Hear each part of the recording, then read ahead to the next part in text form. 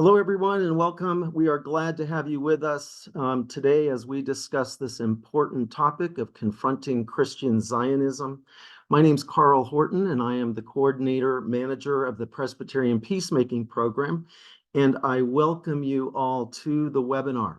As we get started, let me just share a few details. This was a very popular topic, and we have great interest, which is so encouraging. As we get started, a few things for you to be aware of. This webinar series is planned by the Christian Zionism Working Group of the Presbyterian Church USA's Middle East staff team. We have a number of offices and entities that are co-sponsoring this webinar series: the Middle East and Europe Office of World Mission, the Office of Public Witness in Washington, D.C., the Presbyterian Peacemaking Program, and the Israel-Palestine Mission Network. So we thank all of those co-sponsors. This is a 3-episode webinar series, so I will share with you at the end our next webinar and its date. Please know the webinars are all being recorded and will be available for later viewing. So that is something we definitely want you to know, and especially for those who maybe were not able to see this today. Also, to let you know, we are providing Spanish language interpretation for this webinar. Please be sure to use the globe icon on your control bar, and if you select Spanish, you will be able to listen to this webinar with simultaneous Spanish interpretation. And thank you to Alexandra and Camila, our interpreters working in the background. We are saving time at the end for questions and answers. So you're welcome, please, to interact with our panelists by using the Q&A feature of Zoom. And if you would help us by indicating if your question is for one member of the panel, or if it's just a general question for the whole panel, just let us know that. And we will then pose those questions and get as many of those addressed as we can at the in the final portion of this 90-minute webinar. And if you would like more information about the topics that are being addressed today, we invite you to visit the resource page at peaceusa.org/Israel-Palestine. Okay, I'm going to stop share and introduce our panelist and to introduce our moderator of the panel, and then she will introduce the panelists.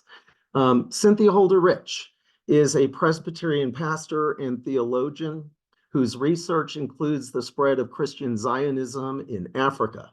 She has taught at seminaries in Madagascar, Tanzania, and Michigan, and she currently serves on the faculty at Trinity Lutheran Seminary in Columbus, Ohio, and as pastor of Corinth Presbyterian Church in Dayton, Ohio. So I'm going to turn it over to Cynthia to get us going. Thank you, Cynthia. You have to unmute. Thank you, Carl. I'm going to read a section from Psalm 33. Rejoice in the Lord, O you righteous. Praise befits the upright. Praise the Lord with the lyre. Make melody to God with the harp of 10 strings. Sing to God a new song. Play skillfully on the strings with loud shouts. For the word of the Lord is upright, and all God's work is done in faithfulness. God loves righteousness and justice. The earth is full of the steadfast love of the Lord. The pursuit of God's justice is why we have gathered today, and I am grateful that you have chosen to join us for this important conversation. Let us pray. 6 months and more of war, O God. 75 years and more of occupation, gracious one, and new points of conflict, new zones where bombs are falling. We are overwhelmed with the depth and breadth of the obstacles to peace and justice for your people. We come before you wanting to learn, standing together to faithfully discuss and ready to hear what you want to teach us today. Open our hearts and minds and strengthen our panelists for speaking truth. Amen. For those of you who are new to this topic, Christian Zionism is based in the idea that Jesus's return requires Jews to be in power in Jerusalem. This has led to a variety of problematic understandings, including equating ancient Israel and the modern state of Israel. Our speakers will touch on other ways that Christian Zionist ideas create problems for faithful people, for the church, and for people in the Middle East, at a time when anxiety has been raised about the potential for a wider war in the Middle East. Thoughtful conversations that lead to faithful action are very important. Our first panelist is the Reverend Dr. Munter Isaac.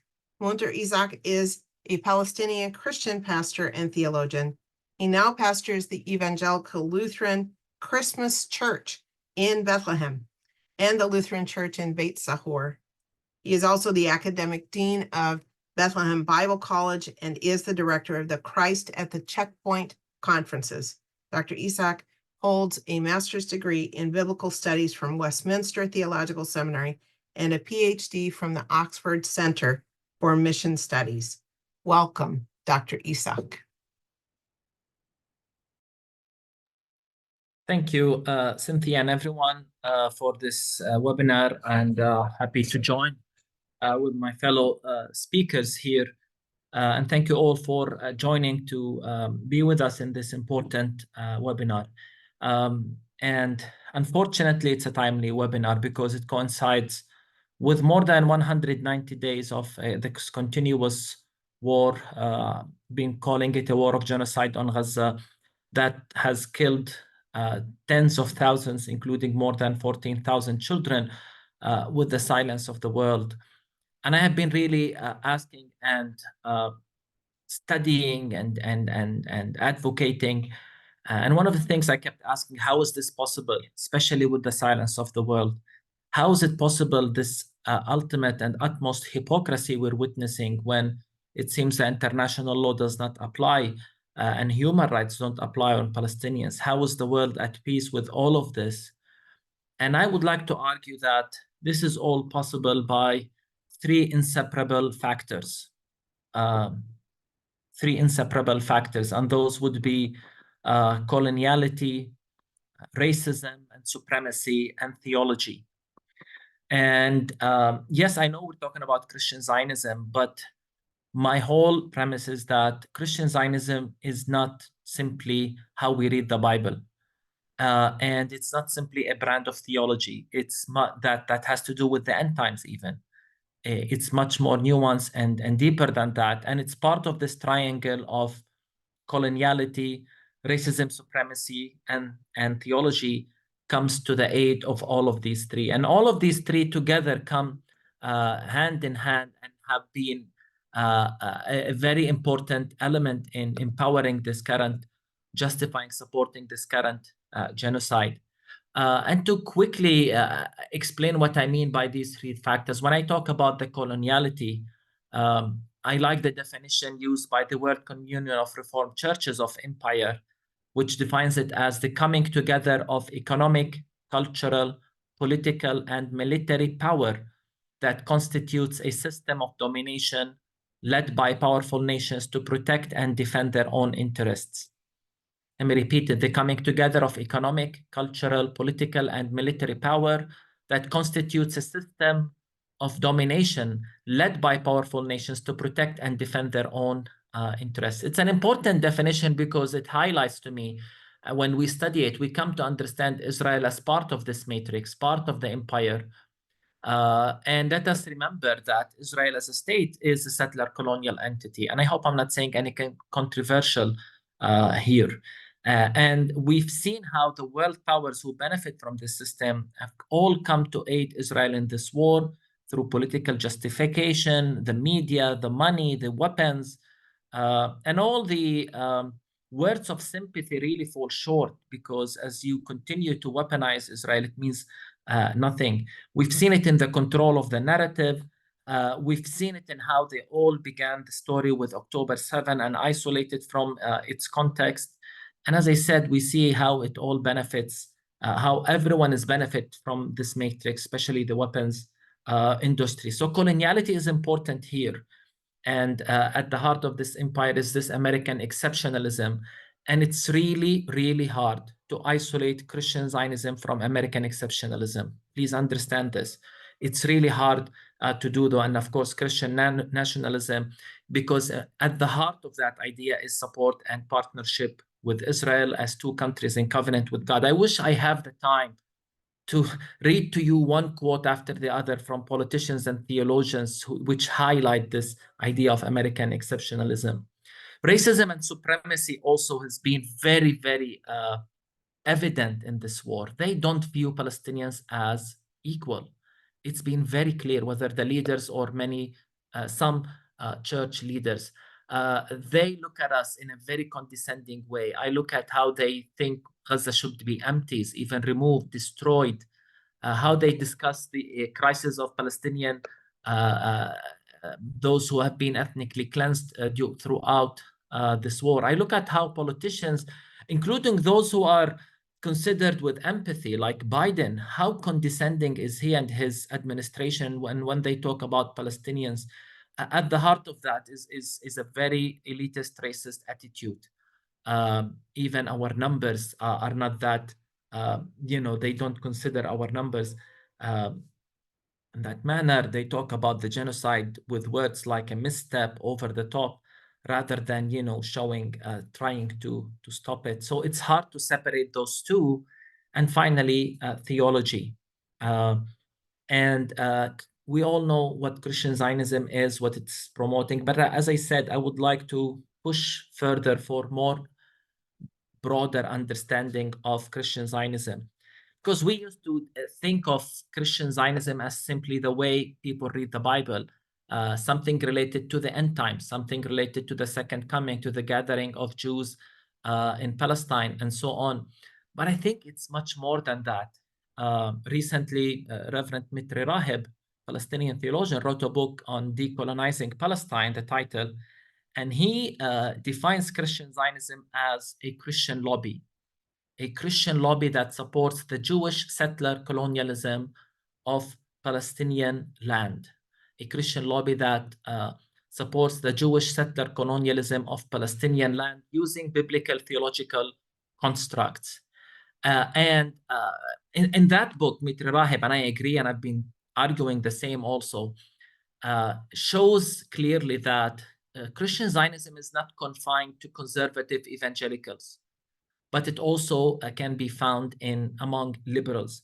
And again, it all depends how you read it. If you read it simply as a theology that relates to the second coming of Christ, then you might say, yes, it's among evangelicals. If you think it's only the John Hagee group, then yes. But if this war has taught us anything, it's that Christian Zionism is also very, very strong, even among liberal Christians.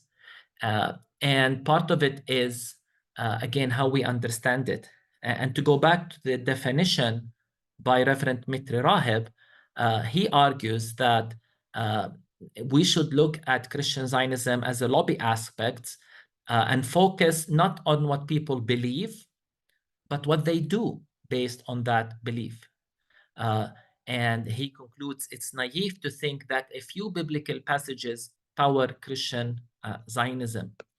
And I think no clearer example in this war, again, than the position of many Christians. For example, President Biden, a Catholic, kept emphasizing that he is a Zionist.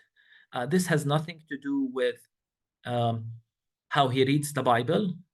But as I said, it's part of this triangle of coloniality, racism, and theology. And he actually was very clear that Israel serves the best interest of the United States. That's why he is a Zionist.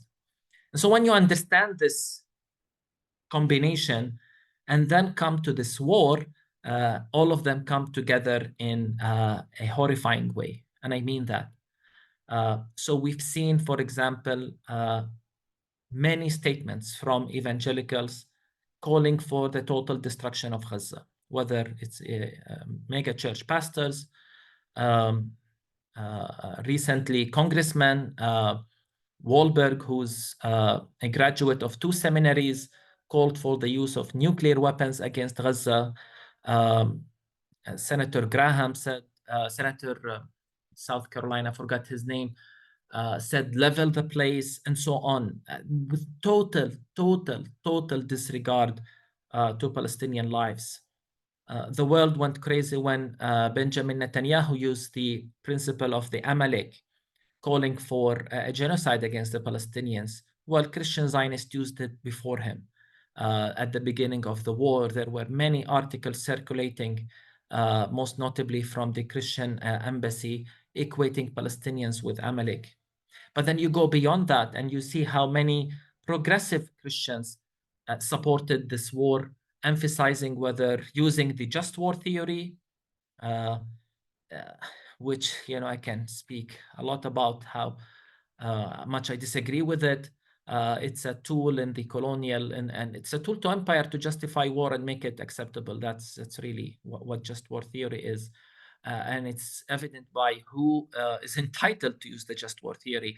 Then you look at the argument Israel is exercising its right to defend itself. So the colonizer, the occupier, is defending itself from the occupied and the colonized. I mean, it's unthinkable, but all these theologians and then church leaders emphasized that right with total disregard to the context. And of course, the whole idea of the covenant, the land, all of this was used. Ethicist Russell Moore, who is, by the way, you know, always presents himself as a progressive evangelical.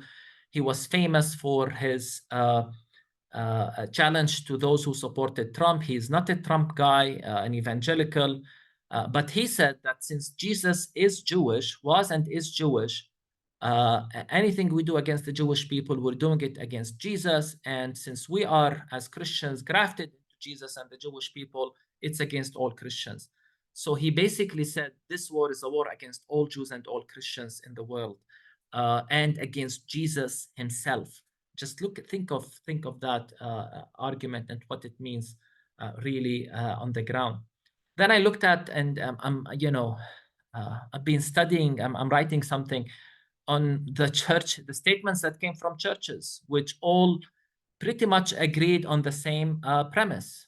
Hamas is to be condemned. They're terrorists. They're barbaric. What they've done is evil. Israel has the right to defend itself. Bad things are happening to the Palestinians, but it's Hamas' fault. Israel is never condemned. We pray for peace. I mean, all of this enables this genocide. All of this enabled and allowed this genocide to continue. So again, I hope you look at it beyond simply Jesus is coming, Jews must be in Palestine. That's one side of it, but there is much more than that, and there is a deeper nuances to all of this. But to finish my presentation quickly, when we're asked as whether theologians or Palestinian Christians to talk about Christian Zionism, and I think oftentimes the focus is on the Christian element. Does the Bible say so? But I think the time has come for us to look at Zionism itself and judge Zionism by its fruits. So what is the biblical case for Christian Zionism? It's a biblical case for Zionism. What is Zionism? And Zionism today is the ideology and theology that was used to justify the settler colonialism of Palestine. For that to happen, 800,000 Palestinians were ethnically cleansed from the land. These are facts. This is not like an opinion. This is what happened when Zionists came and occupied our land. They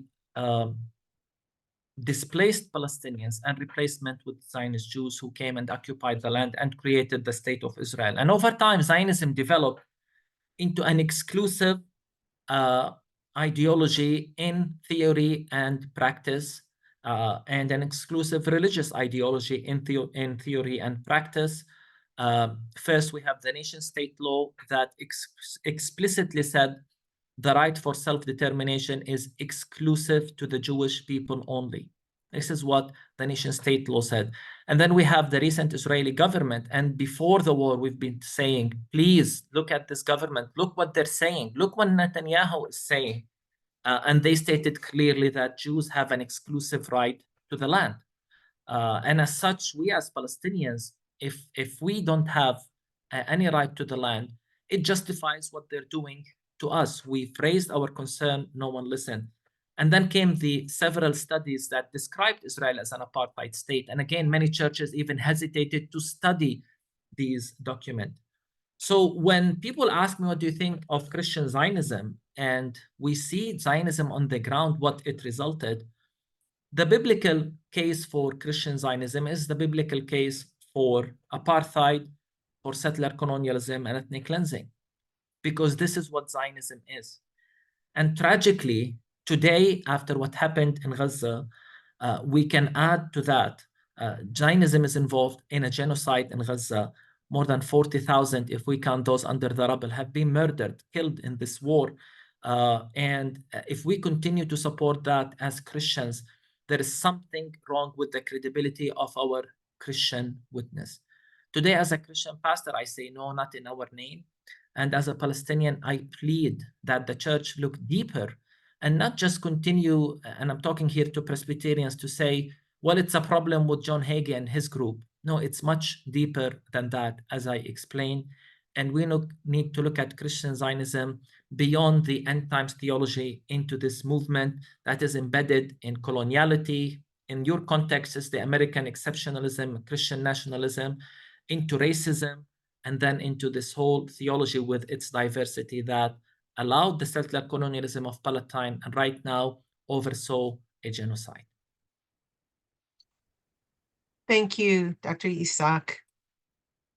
Our second panelist is Rabbi Brant Rosen. Rabbi Rosen is the founding rabbi of Congregation Zedek Chicago and the co-founder of Jewish Voice for Peace Rabbinical Council. Welcome, Rabbi Rosen. Thank you, Cynthia. And thank you all for being here. I want to thank the organizers of this program. I'm deeply honored to be participating in it.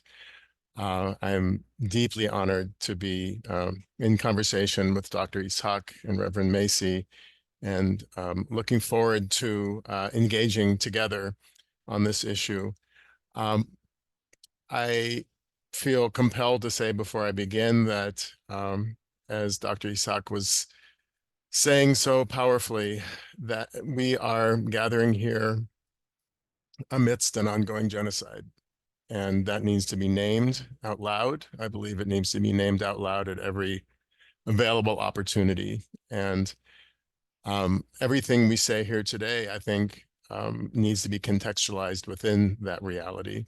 And I want to say, for the record, I want to lift up my deep sorrow and outrage and commitment to doing what I can together with my Palestinian friends and comrades and all allies to bring about a ceasefire immediately, humanitarian aid to the people of Gaza, and a engagement toward a genuine, just solution for all of Palestine, Israel.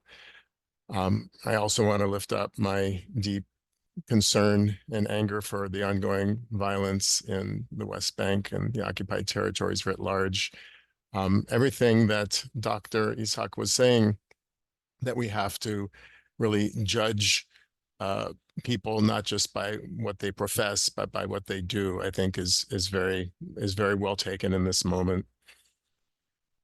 So I want to say just a little bit before I begin about how I, as a Jew and as a member of the Jewish community, understand this concept of Christian Zionism, and how I feel it impacts me as a Jew and a person of conscience. As Dr. Ishaq was speaking, I found myself in complete agreement. You know, Christian Zionism specifically refers to a form of evangelical Christianity that has a very specific kind of ideology that is millenarian and apocalyptic in nature. But there are plenty of Christians who are Zionists. And so Christian Zionism in the broader sense really, I think, needs to be understood as a very, very real and powerful force in the world. The United States is aiding and abetting this genocide. It is led by a president who is Catholic, but has professed Zionism to his emotional core and has for his entire political career. So he may not be an evangelical Christian, but he is certainly a Christian Zionist. And I think that's an important, very, very important to underline. At the same time, I want to say as a Jew, the specific ideology of evangelical Christian Zionism, I believe, has very, very profound and important and troubling implications for the Jewish community and for Jews around the world. And I think we need to understand it both in its origins and in the ways that it's being manifest politically today, because it is gaining evangelical Christian Zionism is gaining in its political power in very, very disturbing and troubling ways, which I'll talk about a little bit in a bit. I want to just lift up two important points as I begin. And the first is that I want to underline, by the way, can people hear me okay? There's a leaf blower in the background. Do people hear any buzzing? No? Good. Okay. That's why I put on my headphones. The first point I want to make is that Zionism needs to be understood, I believe, as not a uniquely Jewish movement or ideology. It is often understood to be so in the Jewish community and throughout the world, but in fact, Christian Zionism predated Jewish Zionism as an ideology and as a movement. Now, when we talk about Jewish Zionism and Christian Zionism, of course, they differ in terms of their religious ideas and even religious goals. But at their core, both Christian Zionists and Jewish Zionists have the same basic goal in mind, and that is the return of the Jewish people to the land of Israel, to Palestine, to create a Jewish commonwealth there. That is Zionism. It is a religious vision, it's a political vision, and it is at its essence shared by Christian Zionists and Jewish Zionists alike. It's also important to, just for perspective, to point out that Christian Zionists far outnumber Jewish Zionists, and in fact, Jews. There are, in the United States alone, there are 10 million members of Christians United for Israel, Reverend Hagee's organization, 10 million. Now, granted, they may not all be card-carrying evangelical Christian Zionists, but they are part of that political Christian movement. There are 6 million Jews in the United States. There are many, many more million Christian Zionists throughout the world. And so just in sheer numbers, I think that is important perspective to keep in mind as well. The other thing I want to lift up is that Judaism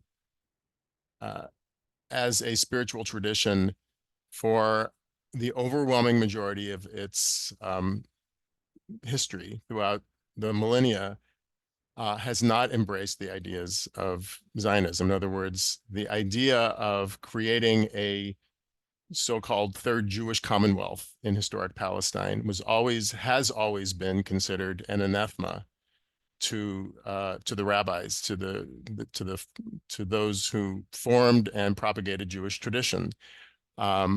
Judaism as a spiritual tradition and the Jewish people really came to full flower in the diaspora outside of the land.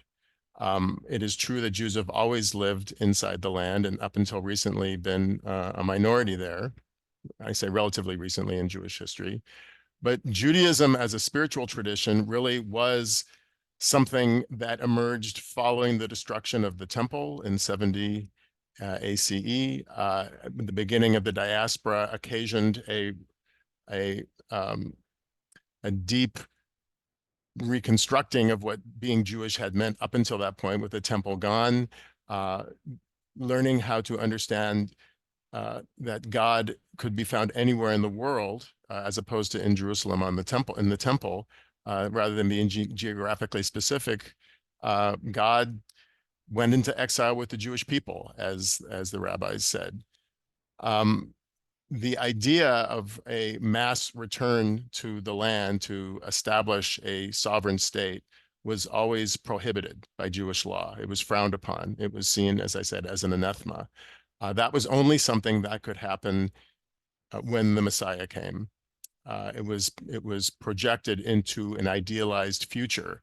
But in the meantime, Jews understood their responsibility being to their communities throughout the world in which they lived. And in many ways, one of the things I personally love about Jewish spiritual tradition is it is really a spiritual handbook for understanding how you can have a relationship with God wherever you may live, and how that land that is so deeply embedded in Jewish tradition follows you. The Eretz Yisrael, the land of Israel, is wherever you go. It's inseparable from the tradition that we practice.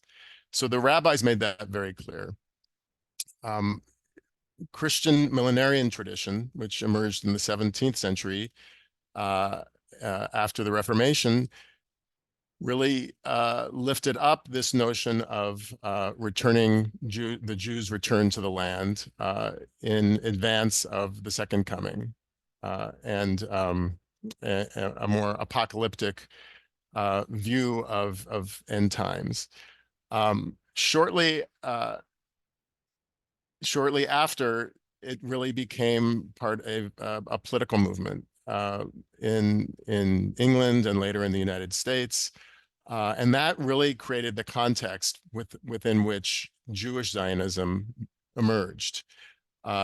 Jewish Zionism, in other words, the idea that Jews would, quote unquote, return to the land to create a sovereign political nation state there, emerged in the 19th century.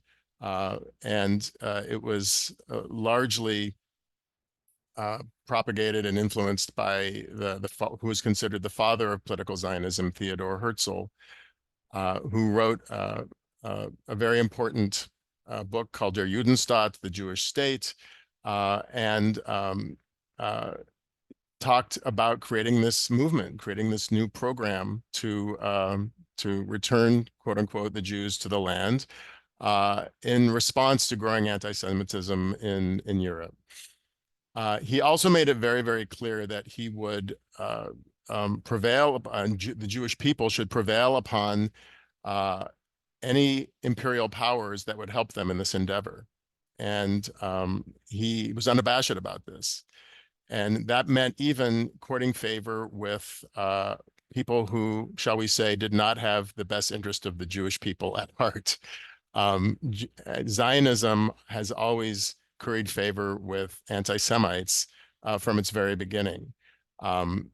You know, I think one of the most obvious examples of this is the Balfour Declaration, the declaration issued by the British Foreign Secretary Lord Balfour in 1917, who promised the land, promised Palestine to the Zionist movement to be a home for the Jewish people. This was just at the end of World War I, when it was still part of the Ottoman Empire, but it was being promised by England through Lord Balfour. Lord Balfour was a Christian Zionist, and Lord Balfour was well known for being someone who, when he was prime minister earlier, was actively trying to rid England, Britain, of their Jewish population. In 1905, he helped pass the Aliens Act, which restricted Jewish immigration during a time in which Jews from Eastern Europe were experiencing pogroms and were desperate to immigrate to Western Europe. I quote Balfour, Jews are responsible for, quote, the undoubted evils which have fallen on the country from an alien immigration, which was largely Jewish.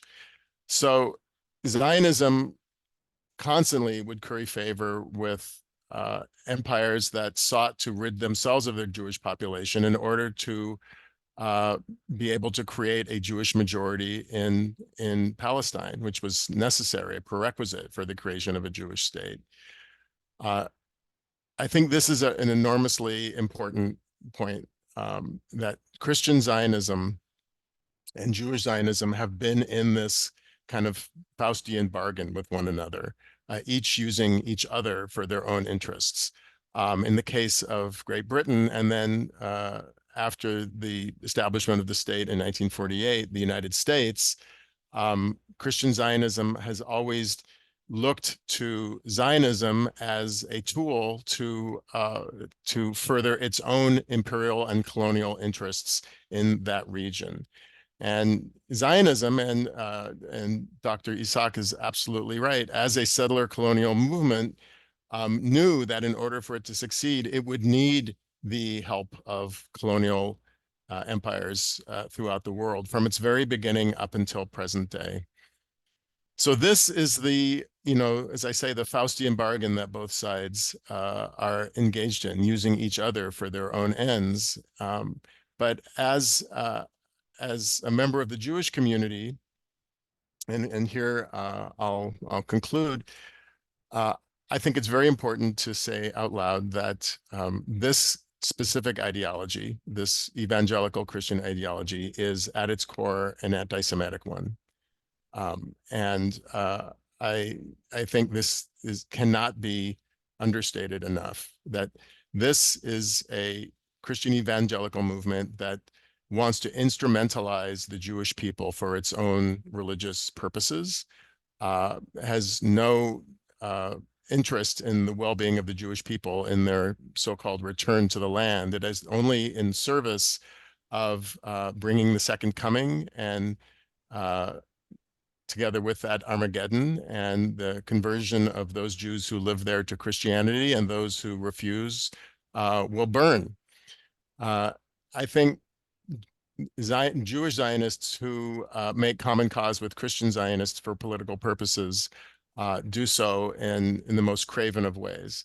And I think I am heartened by the fact that in this moment in which we find ourselves, this terrible, dire, deeply tragic, outrageous moment, one of the points of hope that I see is that there is a growth of solidarity between Jews and Christians and peoples of many faiths and backgrounds who are coming together, who are rejecting this religious, colonial, imperialist view of the world in favor of the very things that that Dr. Isaac was talking about, decolonizing, pursuing a view of the world in which all live together in equity and injustice.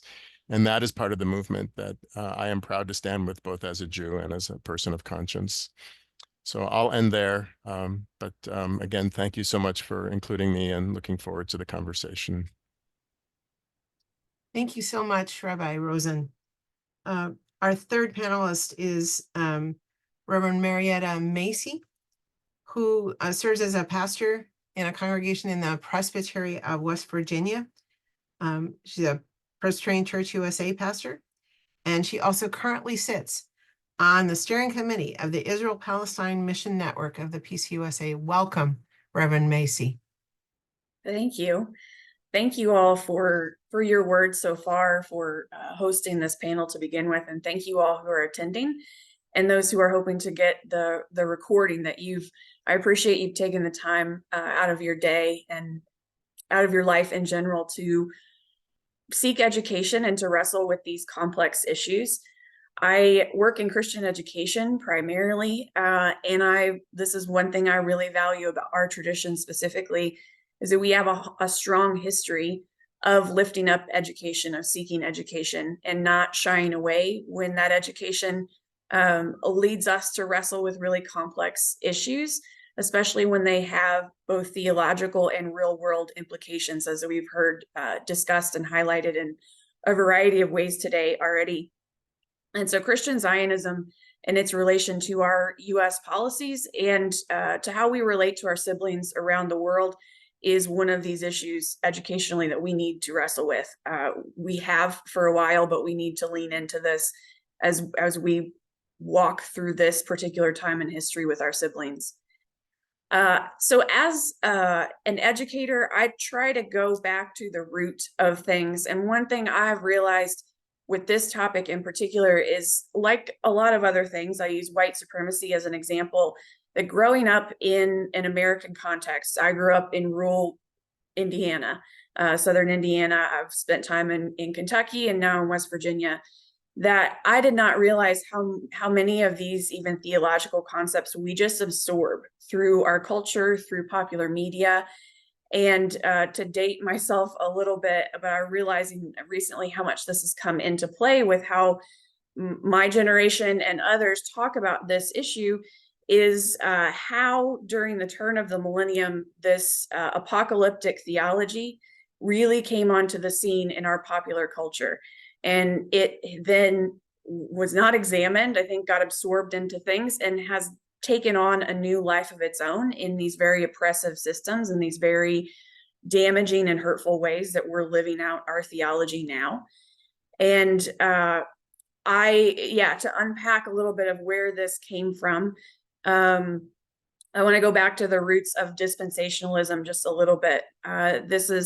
These are the steps I've had to go back through and educate myself on, because I grew up Presbyterian, but we didn't talk about this. But I do realize in learning some of these terms that I've heard church history explained in this way, and I don't appreciate or believe in where it's led. So the idea of dispensationalism, with dividing history, with the ways that God has interacted with humans throughout history and humankind, removes us. If we look at just how God interacted in the time of Eden, just interacted in Eden to the flood and on up to our current state of things, we devalue and remove the witness and fullness of the witness and example of Jesus Christ from our lived theology and from our articulated theology. If we say we believe in Jesus as an example of God who is with us in all things and is also beyond us in all things and has been here from the beginning and will be past whatever we recognize as the end, we have to have that expansive view of our siblings, of our created siblings, and recognizing the divinity in everyone. This is a theology, as we've discussed some, that has developed in the 19th and 20th century. And as Presbyterians, we have been wrestling with it and addressing it in our overtures, in our official General Assembly policy, and our education since those times. So I want to highlight too that this isn't, that our work on Christian Zionism hasn't just dropped out of nowhere to match or answer these current events. These are things we've been concerned about for a long time. And specifically in 1944, before we reunited, so this was just the PCUS, we answered that dispensationalism was counter to our theology of a one covenant of grace, and that division of the time periods and of people, of believing that God had a covenant with the Jewish people at one time, and that stands, and that's one thing, and it's a new covenant and a different exclusive covenant with Christian people, and that stands and is what we're supposed to respond to, again, divides us from recognizing the fullness of divinity in all creation that God has called us to, and that Presbyterian standard of grace that all people, regardless of gender, religion, nationality, ethnicity, all the categories we've made up to divide ourselves, are irrelevant when it comes to God's witness to us through Jesus of inclusivity. So as we've discussed, the general hope of Christian Zionists is articulated in a way of getting Jewish people back to the land they recognize as Israel. When they all get back there, the Messiah will come. We'll have 1,000-year reign of Jesus physically living out that that leadership. And then all those Jewish people will have the chance, as Brant so sadly put it, and has been repeated anti-Semitically so many times, that those Jewish people will have the choice to convert or burn, which I think that's a problem in itself, that we've allowed our Christian theology to reach that level of anti-Semitism in that specific case. But on top of that, we have the real world ramifications for what this theology is doing to our Christian siblings, to our Palestinian siblings, and our Israeli siblings as well. So this, it's again, in so many ways, is counter to our Presbyterian and Reformed theology, and discounts the belief and the commitment that we have to recognizing the Imago Dei, the image of God and that spark of the divine that is in every bit of creation. And when this kind of dividing theology and excluding theology makes it impossible for us to recognize our place in God's plan, and damages our own view of ourselves, I think, in our collective, by thinking that there can be anybody that's more special or more chosen or more divine or more loved than any other part of creation. So we again answered this in 2004, specifically at General Assembly. I'll again date myself a little bit. This was my introduction to Palestine and Israel, to Zionism. I was a youth advisory delegate at that General Assembly. And this is when I started my unpacking of what some of these words mean that I encountered at that time. But we passed an overture in 2004 at the 216th General Assembly that called for the Presbyterian Church, supported that we actively opposed Christian Zionism, and we were to develop a plan to communicate the theological and political ramifications it engenders within our denomination, in mass media, and among U.S. government officials. So as we've heard discussed today a bit, and as we've seen as we follow the news, I'm glad that we called for that, but I wish that we had put even more effort into that broader education at that point, because 20 years later, this is where we are. We're still trying to understand what this theology is and the effects that it has on our world and on our own faith journeys. So in light of that, there will be another overture coming to the General Assembly this summer in 2024, 20 years later, calling on us to update and expand that resolution from 2004. And it has a substantial amount of background and detail. It's a very strong overture, but it essentially calls us to reject Christian Zionism in all its forms, to issue a new study document so that we can continue these conversations and the education we desperately need, and to call on people of faith to advocate for a just peace with full and equal human rights for all in Palestine and Israel. So again, going back to that concept of recognizing the divine image of God in all people, we don't exclude anyone from that. And so we want a life of fullness and abundance for everyone, which Zionism, and Christian Zionism specifically, does not allow.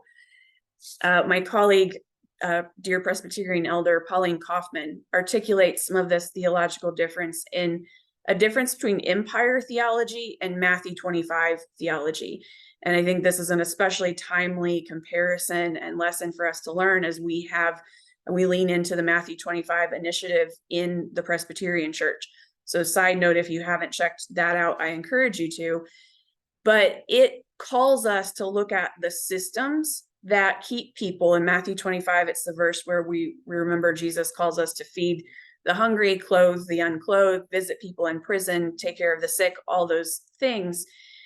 But our Matthew 25 initiative calls us to look at the systems that keep people hungry, that keep people in prison, that keep people without the resources they need. And so in the same way that we're looking at that systemically, to resolve those real world problems and answer that theologically, we need to do this same systemic unpacking and kind of untangling of the theology that keeps people hungry and imprisoned and sick and in need. And Christian Zionism is a theology that does that. It closes down and divides us from each other instead of opening our hearts and our world in an expansive theological way that recognizes the divine in all of creation. Again, we need to examine these systems before they can go even farther off the rails than they are now. There's one analogy that I love that Desmond Tutu articulates very well in this, that there's, if you're next to a river and you see people ending up in the river, you're doing the divine and holy work of saving them, of pulling them out of the river. But if that happens enough, at some point you need to, you're divinely and theological called to go upriver and figure out why they're ending up there in the first place. Why do you need to do that saving work? So when we encounter these conversations often, personally, and as trying to do this education work around Palestine and Israel, that people encounter with so many Christians in their lives, of a disconnect between the reality and hearing the facts and figures of how Palestinians and how Israelis are being treated by this system of apartheid, and that somehow still not making a difference to them to act out politically, or to advocate, to speak out, to call for a ceasefire even. And this is one of the things that I think some people can't necessarily articulate, this theology of this is where this is coming from. But like I said, as Americans, we have absorbed this in our popular culture without it being considered. And we need to do that unpacking, the untangling, that unthinking of how this has led us to where we are. I'll wrap up there so we can have time for questions. Thank you very much, Reverend Macy. Thank you to all three of you. I'm feeling like the working group was brilliant in inviting the three of you to start this conversation, because we have all been treated to your brilliance and your thoughtful presentation. Thank you so much. As we start the time of questions and discussion, I would like to start with a question for all three of you to think about.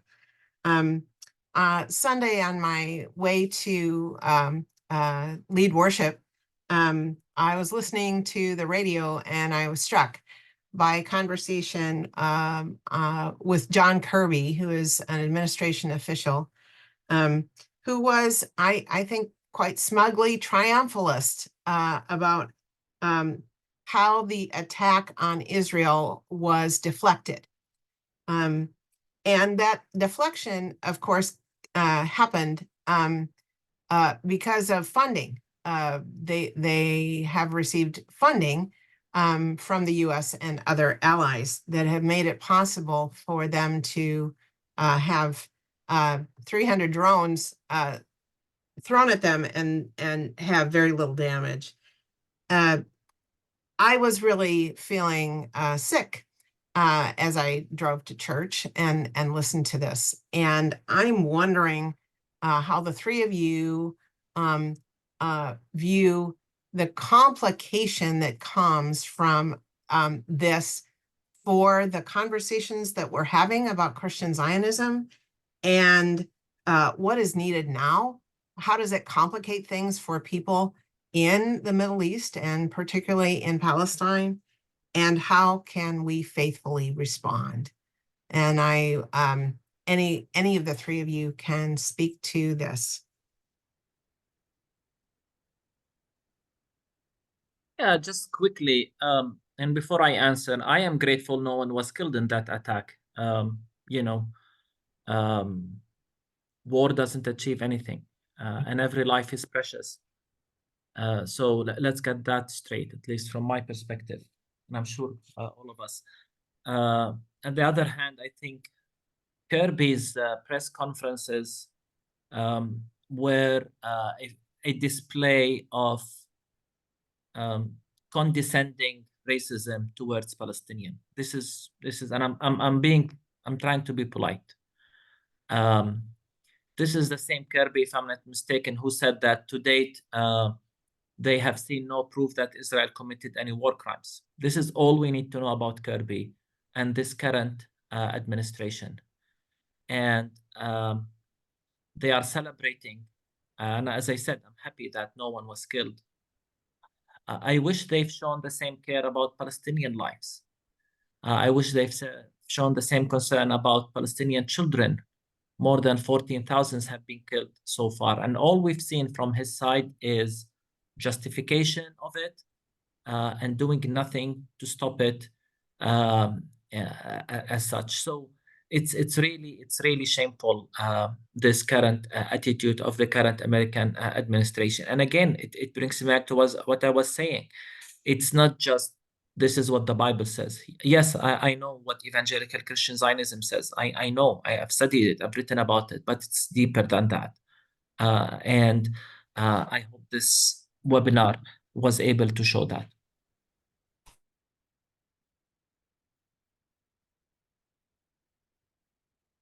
Yeah, I just wanted to add to that. I think that highlights the underlying concept of exceptionalism that runs through all of this theology, that it's okay for some countries to act out violently. It's okay for some people to carry out these violent acts, to use these weapons and have access to them.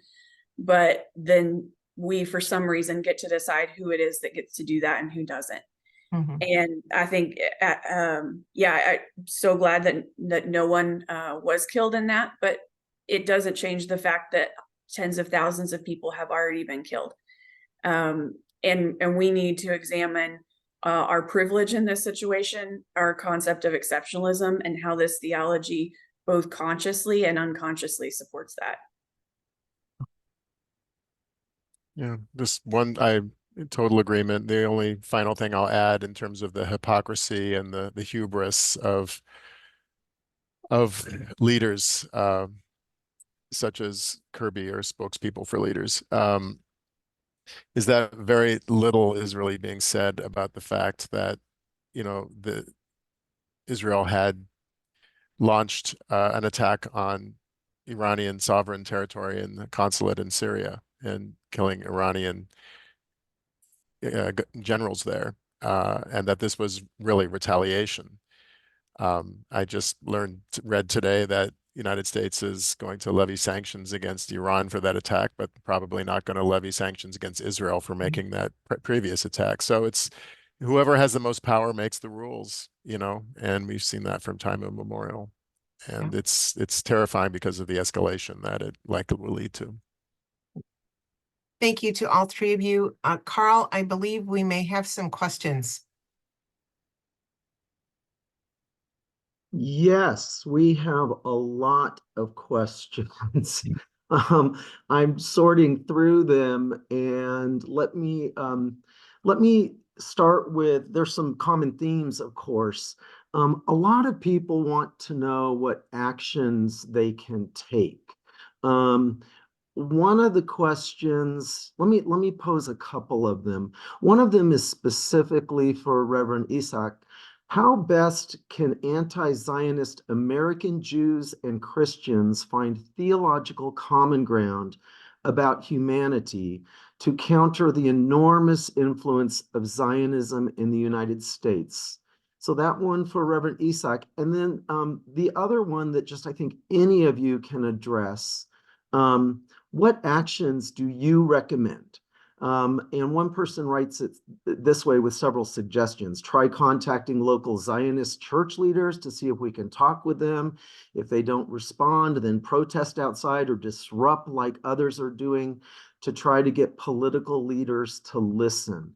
And then, so yeah, I think we could start there. I'm scrolling through, but there were several about what we can do to respond. So Reverend Isaac and then the panel. Yeah, just quickly, the question is, how best can anti-Zionist American Jews and Christians find theological common ground about humanity? Let's add to that and Muslims and other people of good conscience from different faith traditions or no faith traditions.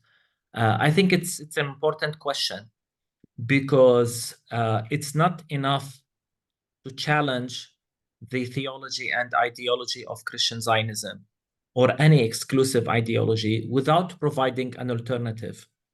And I think the alternative must be one in which we affirm our not just common humanity, but equality in the sight of God in which we challenge religious exclusivism, in which we challenge any notions of entitlement, and in which we open really channels of conversation and dialogue. But it all begins with dismantling ideologies of Zionism and all ideologies of exclusion.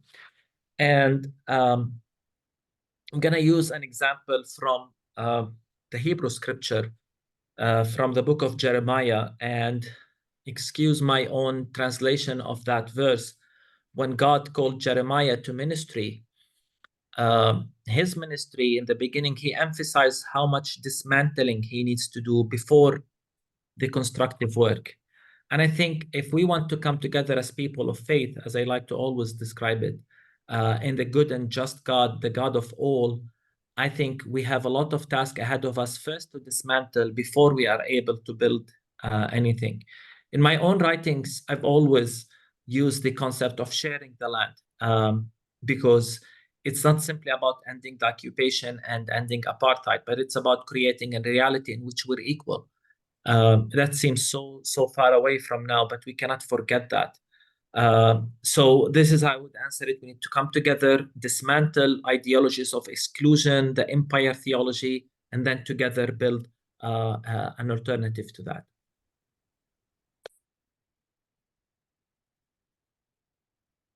Thank you. Rabbi Rosen or Marietta Macy, any answer to the what can we do?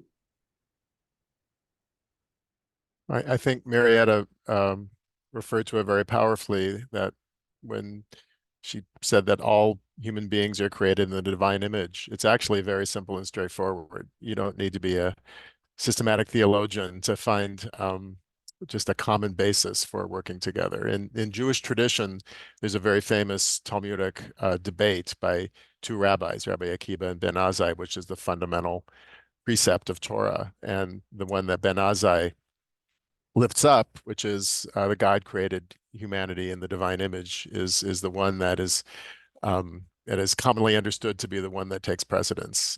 Even love your neighbor as yourself can be interpreted to mean love your own community neighbor as yourself, whereas understanding that all human beings are God's children is the most expansive theology of solidarity we can imagine. I would say it doesn't need to go farther than that. I would also I feel compelled to mention that, in Jewish tradition, we're heading into the Passover season. There are a lot of Jews, I can attest, around the world who are not sure how to celebrate this holiday. But I will just remind anyone who cares to listen that this is a central story of liberation, and it is understanding that God is the God that demands the liberation of the oppressed and calls out the oppressor, whoever that oppressor may be, and whoever those Israelites may be. And that's another, I think, important common theological narrative, sacred narrative, that I think can be lifted up by all of our respective faith traditions. I'll just add to the theologically brilliant answers here, like some practical steps to take then, because I think that's where people go next if they figured it out for themselves. They're like, physically, what do I do? The first thing I would recommend is continuing to educate yourself, but your community too, whatever that may be. It's your church group, a group of friends, but having community in this work is important, not just on an ideological level, but because it is hard to go talk to your neighbors that don't agree with you, to have a relationship or to start that conversation, as I think the question was asking about, with a Zionist neighbor in town. Have some community of your own that can support you and keep you grounded and authentic to the commitment that we've made to this, to recognizing the divinity in everyone. Also, I think the next step practically is to act on our theology. And with the situation that we have now, that means to take political action. It means to take public actions to stem the horrendous acts that are happening, so that we can ever have a chance to recover from any of this. And then just if they're Presbyterian or not, I would suggest following the Israel-Palestine Mission Network for further education actions for a community you can be a part of. And with us then learning about all of our amazing partners. And so depending on geographically where you are, whether we could connect you with Jewish Voice for Peace group or American Muslims for Palestine or anybody that may be more local to you. I think that community support just practically means a lot. It's meant a lot to me in this work. So I hope that everybody seeks that out as well. Great, thank you. Along the same lines, several people are asking about the book that was referenced by Reverend Isaac, and we've noted in the responses that it is the Mitri Raheb book, Decolonizing Palestine, the Land, the People, the Bible. Folks are also, there's an interesting question about needing to make a 3-minute talk in their church about Christian Zionism and the role of the church, and looking for recommendations and how to speak about this in 3 minutes. I think that's like, wow. If any of you want to take that one on. There are also some, we're getting so many questions, and thank you all for continuing to post them.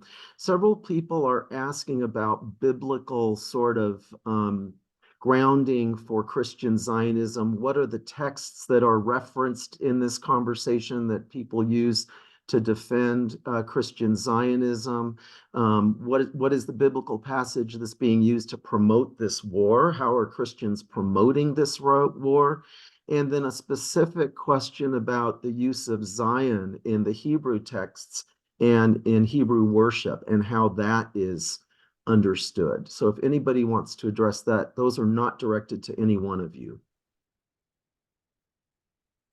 I'll just start real quick by the 3-minute one. That sounds very Presbyterian for some reason, making a short speech like that.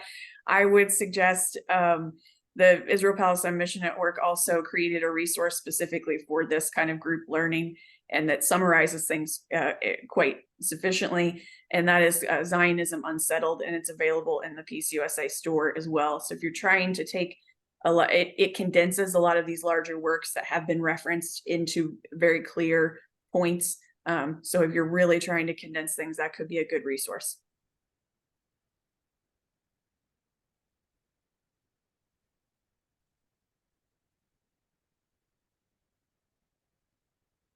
What were the other questions again?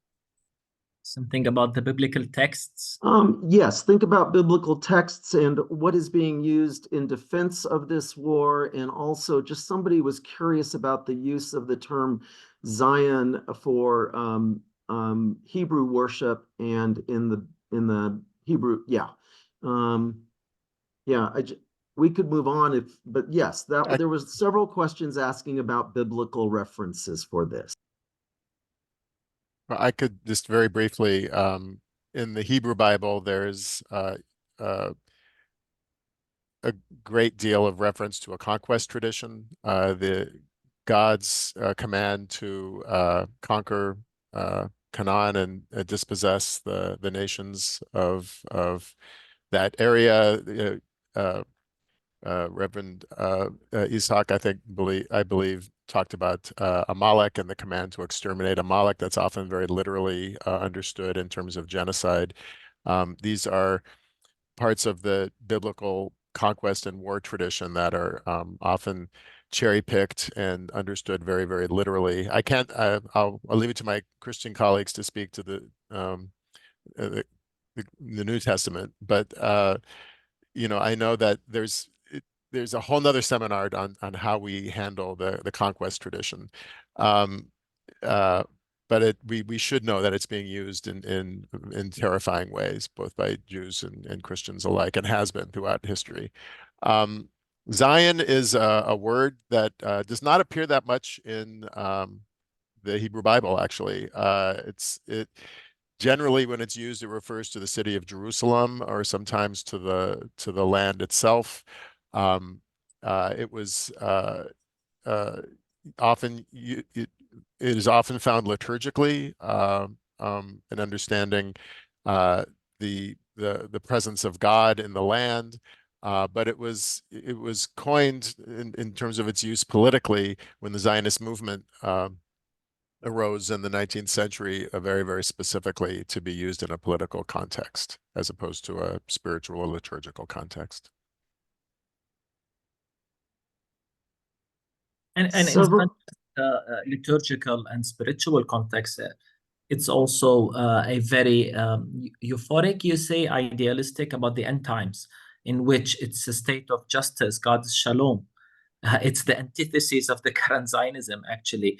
If you look at what the Bible speaks about and how the Bible speaks about Zion, just to, in addition to what the rabbi mentioned about the Hebrew scripture and the many passages Christians used from that scripture, there's also the concept of, some have used Romans 13, the just war theory, government's responsibilities to execute justice. And all of that is based on what was already said in this webinar, how it's the powerful that writes the rules.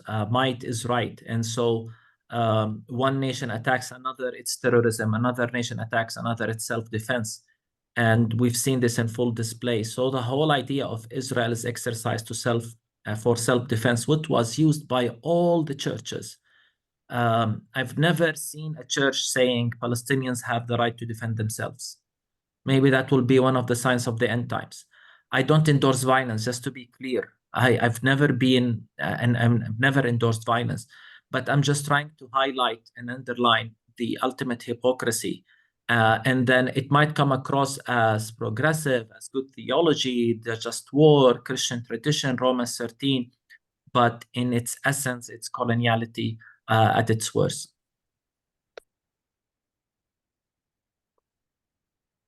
I'm taking a breath because I am sure our interpreters need a pause or take a drink of water, and the panelists. We have 68 questions waiting, and I am not going to be able to get to all of them. Let me group a few of them. One group is about how Zionism and Christian Zionism contributes directly to anti-Palestinian racism in the US, which we have seen. So could any of you speak to the relationship between Zionism, Christian Zionism, and the racism that we are seeing in the US against Palestinians? And then there are a number of questions about militarism. And I think in both Israel and the US, we of course have highly militarized societies. So wondering if any of you can address one question says this: please address the American-Israeli empire addiction to militarism and the myth of redemptive violence in all of this. Another one says, our militarism is seen in everyday lifting of the military to the top, like letting the military board a flight first. Can we talk about militarism in our culture and how it's in the air we breathe? So questions about militarism, redemptive violence, and anti-Palestinian sentiment in the US. Feel free. All I can say about violence is if you're trying to say from a Christian tradition, where does Jesus align when it comes to violence? Remember that Jesus was crucified as a victim of the violence of empire. And I think this is all we need to know about violence. This obsession with violence it's hard to understand to me. And the idea that war solves things, it's unthinkable. And just to look at the recent history, America led war on Iraq. What did that lead to? A genocide, a massacre of 200,000. And even from a Christian perspective, the Christianity was almost ended in Syria and Iraq. And look, another American wars, whether it's Vietnam, will Americans learn? And I think they know exactly what they're doing. They think they're doing the right thing. And behind that, there is an economy that drives all of these wars. We need to call it out and enough. Where is the voice of the church for this? Call it out. And as I said, remember where Jesus aligns. You talked about racism. as I said, I'm writing all of this now. So I think nothing more brings this element of coloniality, racism together, and maybe even theology than, I think of what Jared Kushner recently said about how Gaza, I don't know if anybody followed his statement about, but let me read it. Kushner, was speaking in front of audience. This is not like something discreet.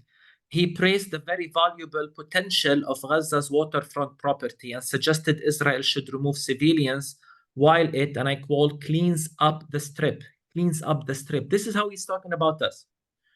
He viewed Gaza as a business opportunity. So let me read you his full quote. It's a little bit of an unfortunate situation there, but from Israel's perspective, I would do my best to move the people out and then clean it up. I would just bulldoze something in the Negev. I would try to move people in there. I think that's a better option so you can go in and finish the job. I do think right now opening the Negev, creating a secure area there, moving the civilians out. He's like talking about us as a box in a room. Moving the civilians out and then going in and finishing the job would be the right move. This is coloniality and racism at full display. And then he looks at the unfolding genocides and he sees the dollar sign, a business opportunity. This is it to me. This explains the whole problem we're talking about.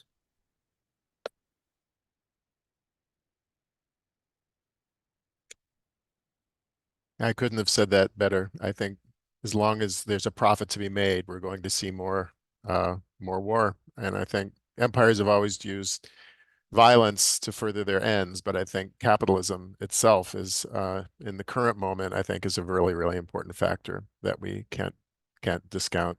One final piece of this in terms of dehumanization of Palestinians, Zionism itself is an ethno-national movement. In other words, it is a form of nationalism that predicates the state on the identity of the maintenance of the majority of one particular people in the land. In other words, Israel has, from its very outset, even before it was established, has needed to create and maintain a demographic majority of Jews. That is ethno-nationalism. And what that means, practically speaking, is that people who are not part of that group are a problem. They are an obstacle to statehood, to the future of the state. So that's why you see people like Jared Kushner talking about Palestinians in such a way, because they're disposable humanity. They can be warehoused, they can be ethnically cleansed, or they can be genocided. But they need to be dealt with because they are not part of the dominant group. And ethno-nationalism is a piece of this that I think we need to take very seriously. When we talk about Zionism as a racist ideology, I think this is a very important component of that. Yeah, I'll just build on that a little bit and say that we, Western Christians in particular, I see, and in my own context, I hear this often, we read the Bible as if many of those people groups that are mentioned in the Bible are other also. And that when we read it as if it's a literal history that we're supposed to repeat, as in, us believing in manifest destiny and being able to massacre all the indigenous people of this land, that it falls down to exceptionalism again, that's acted out as racism, that some people are more special and more human and more loved by God than others. And that's just not the case. It's counter to so many things, but we'll build on our reminder of seasonally, especially of Easter, and our reminder in that story of Jesus's crucifixion, of being crucified by an oppressive occupying empire. That's weak power. That whole story teaches us that empire power, this militaristic power, that is one of the worst things we can do to each other, that was acted out on Jesus and others very brutally. But that's not the power that God recognizes. That the power of God is one of new life and rebirth and abundant life and wholeness for all people. And these actions, militarism, racism, thinking that we can bomb our way to peace, that we could crucify, the Roman Empire believed they could crucify their way to peace, getting rid of anybody who dissented. It didn't work for them. It's never worked. And it's a horrible way for all of us to live. And so all of our traditions provide better options than that. And Zionism is not one of them. So I think we have time just for one more set of questions maybe, and then I'll turn it back to Cynthia to close us. But just to let you know, we're getting a lot of comments and questions that really sort of indict the Christian church for its inaction and suggest that we have timid clergy. We have congregations that we have asking questions about why can't our denominations perhaps work together to be a stronger voice. On the question about theological common ground, one person said, can we disagree about theology and still have common ground on ending Zionist violence? This person says, particularly as a Jew, I don't usually think of theological agreement as something we need to have in order to collaborate among Jews or across religions. So I think there's a lot of folks who are attending who are seeing the inaction of their own denominations and looking for some sort of ability to work together. I find this kind of interesting. Reverend Isak, you referred to Christian Zionism as a Christian lobby. One person asked early on if we could refer to Christian Zionism as a modern day heresy, and what that might mean if we did refer to it that way. Would you like to speak to that? Aha, you agree. No. I think some comment about our disagreements on theology, and I think a lot of it has to do with our separation between orthodoxy as the right theology and orthopractice, ethics and morality and justice and these issues. And I think in the Western traditions, many times the focus is on the right doctrine, and I see it over history. Look at the history of Presbyterianism and Lutheranism. Don't want to sound self-righteous. How many times, denominations split over theological issues, but very seldom are these theological issues ethical issues about love your neighbor, which is the essence of Christianity. Loving your neighbor as yourself. It's just like loving God. It's an important question. So it depends, how do you define heresy? I think this is a conversation we've had with a lot of our South African friends who insist like this is a heresy. Because again, it depends on how do you define the right theology or not. I'm studying the Cairo, South Africa document again, how much important and relevant this document is in it, and it definitely called out what it considers state theology, which I argue is the equivalent of Christian Zionism today. They called it out as wrong, bad theology, and not just even, they use stronger words, to be honest. Some Palestinian Christian theologians have an issue with calling it a heresy because in the Middle East, we have this culture of calling people out as infidels and not. So this is, I think, one of our hesitations about this idea of calling Christian Zionist as a heresy. And, I definitely call them to repent. I definitely call Christian Zionists to repent of their ways. And as I said, I think I'm being very political here and diplomatic and trying to avoid to answer. It's a difficult question, but I think at the end of the day, my hope is we re-examine what it means to be a good Christian. And it's not just about having the right doctrine. I said, love your neighbor as yourself, and the Matthew 25 principle, whatever you have done to the least of these. Let's remember that this is how we judge someone or not. Any other comments from our other panelists? I'll let Marietta have the last word, but I'll just say that, and I'm just going to speak very honestly. I'm not a Presbyterian, obviously, but my denomination is the Reconstructionist movement, and I'm just going to say I'm finding it very, very difficult to be a card-carrying member of my denomination. And Mm. I don't know if this is helpful or really not too helpful for Presbyterians listening about what to do with their denomination. But in a time of genocide, when you're part of a denomination that is unwilling to take a stand against genocide, or in some cases, individuals in your denomination who are actively supporting it and cheering it on, it's brought me to the breaking point with mine. And, my current congregation is not a Reconstructionist congregation. I'm still a Reconstructionist rabbi. I still pay dues to my rabbinical association, but it's testing me to the limit. And,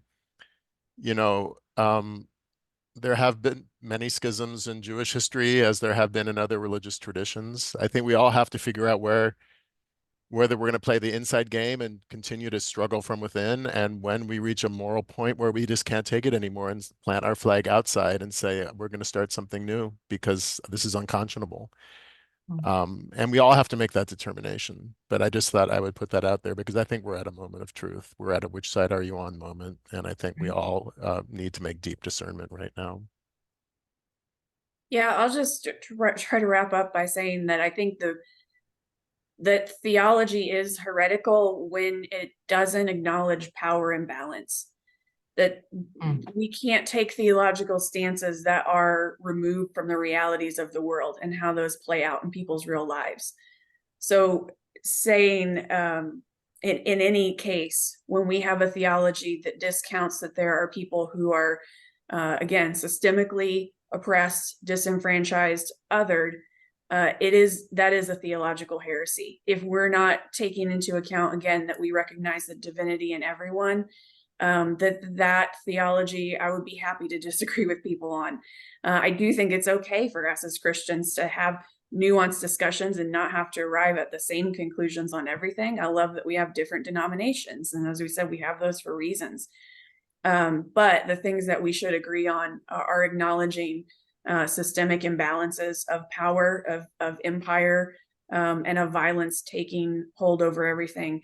And I came across a William Sloane Coffin quote the other day that's centering me in this moment of how churches, I feel, are called to respond at this time in history, that it's not enough to resist with confession, that we must confess with resistance. Mm-hmm. Our confession needs to have action. It needs to have movement to it. And we're called to respond in this time, in this place, in this moment, to these injustices to our siblings. I am deeply grateful to all three of you for your speaking of truth at a time that we have a paucity of truth in our national and international discourse. And I'm so grateful for all of you. I know that apartheid has been brought up, and I have a shout out. I know we have some South Africans taking part with and watching, and I did my PhD at the University of KwaZulu-Natal, so South Africa is close to my heart, and the conversation about apartheid is important here. We hope that you will join us as this series continues. There's a slide up on the screen about our next webinar on May 23rd with Jonathan Kutab, Jermaine Ross Alam, and Addie Domsky, who will be continuing the conversation. We hope you can join us. Thank you so much for taking part today, and blessings on your day.